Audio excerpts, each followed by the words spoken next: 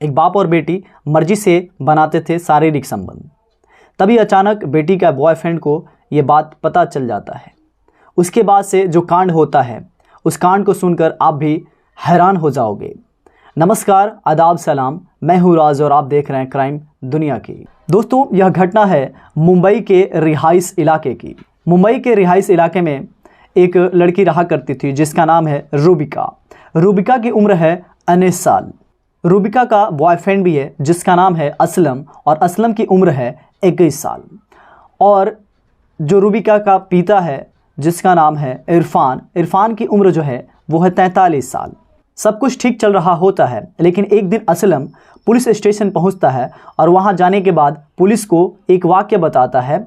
वो कहता है, मेरी एक गर्लफ्रेंड है, मेरी प्रेमिका है जिसका नाम है रूबिका, और उसका पिता उसके साथ दुष्कर्म करता है, उसके साथ रेप करता है, बलात्कार करता है, और एक दिन नहीं, ऐसा वो हर रोज़ करता है। इस बात को सुनकर पुलिस हरकत में आती है। वो परेशान हो जाती है कि क्या ऐसा भी वाक़या हो सकता है, क्या ऐसी भी कृत्य हो सकते हैं, लेकिन ये हकीकत है।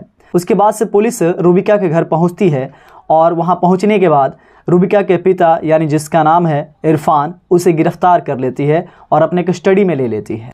इरफान को पुलिस स्टेशन लाने के बाद पुलिस पूछताछ करती है। पुलिस पूछती है कि बताओ, तुम अपने बेटी के साथ दुष्कर्म, रेप क्यों करते हो?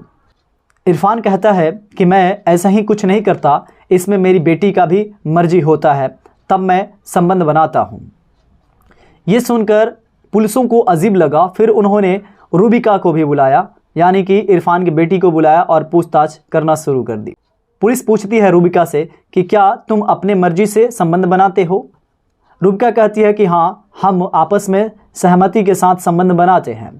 ये सुनकर पुलिस को थोड़ा अजीब लगता है। पुलिस फिर सख्ती से पूछताछ करती है कि कुछ तो बात है, बताओ ऐसे कैसे हो सकता है? क्यों एक पिता अपने बेटी के साथ दुष्कर्म कर सकता है, उसके साथ इतना घिनौना कृत्य कर सकता है?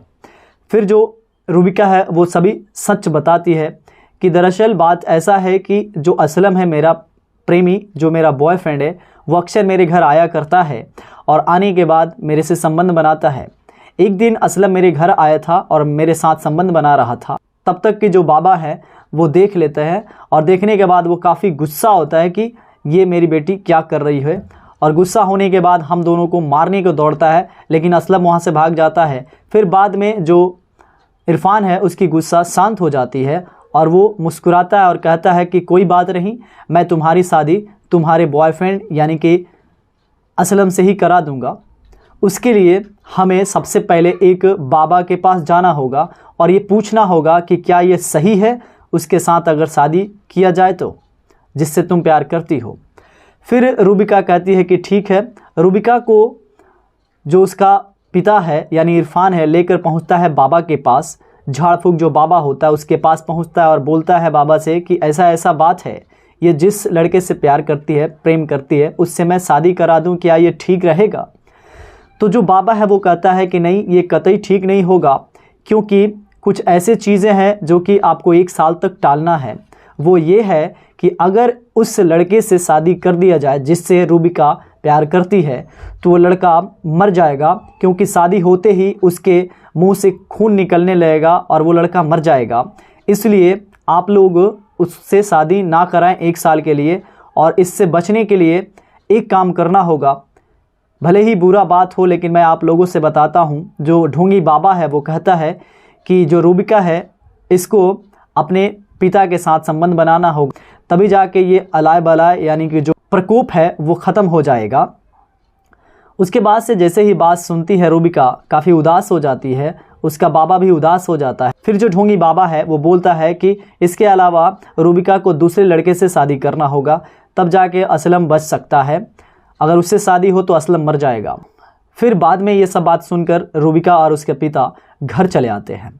घर आने के बाद रूबिका काफ़ी परेशान होती है। उसके बाद से उसका जो पिता है इरफान वो पूछता है कि बेटी, अब तुम्हारा शादी दूसरे लड़के से ही करना होगा। तब रूबिका और उदास हो जाती है। वो कहती है कि नहीं, मैं अपने प्रेमी से ही शादी करूँगी, चाहे मुझे जो कुछ भी करना पड़े। फिर जो उसका पिता है इरफान वो कहता है कि क्या तुम मेरे साथ संबंध बना सकती हो? लड़की जो है कहती है कि कोई बात नहीं, मैं अपने इरफान से ही शादी करूँगी, उसके साथ ही अपनी ज़िंदगी को बिताऊँगी, उसके लिए मैं कुछ भी कर सकती हूँ।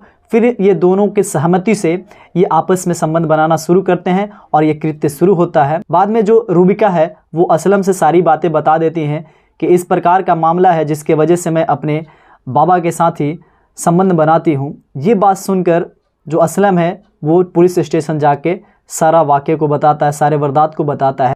तब पुलिस इरफान को गिरफ़्तार करती है। असल में जो इरफान है उसका ही दोस्त था वो ढोंगी बाबा। ढोंगी बाबा को पहले ही इरफान कॉल करके बता दिया था कि तुम ऐसे ऐसे करना, मैं अपने बेटी को लेकर आ रहा हूँ। फिर ये सभी ये घिनौने अपराध और कृत्य करते हैं। बाद में पुलिस उसके दोस्त यानी ढोंगी बाबा को भी गिरफ़्तार करती है, कस्टडी में ले लेती है। दोस्तों मैं एक बात बता दूं, अपनी ज़िंदगी को अपने से संवारना है, बहुत ही सुरक्षित और सावधानी से ज़िंदगी को व्यतीत करना है। यहाँ पे एक पिता ही अपनी बेटी का ये हाल कर देता है। एक पिता पे जो कि बेटी काफ़ी विश्वास करती है, ये रिश्तों को शर्मसार कर देने वाली ये घटना है। यहाँ पे जो पिता है उसको ना खुदा से, ना भगवान से, ना वाहिगुरु से, किसी से भी डर नहीं है। वो इस प्रकार का कृत्य कर रहा है। ऐसे जो पिता होता है उसको तो भगवान भी माफ़ नहीं करेगा, उसे भगवान का खौफ भी नहीं है। दोस्तों आप क्या कहना चाहेंगे इस घटना को सुनकर?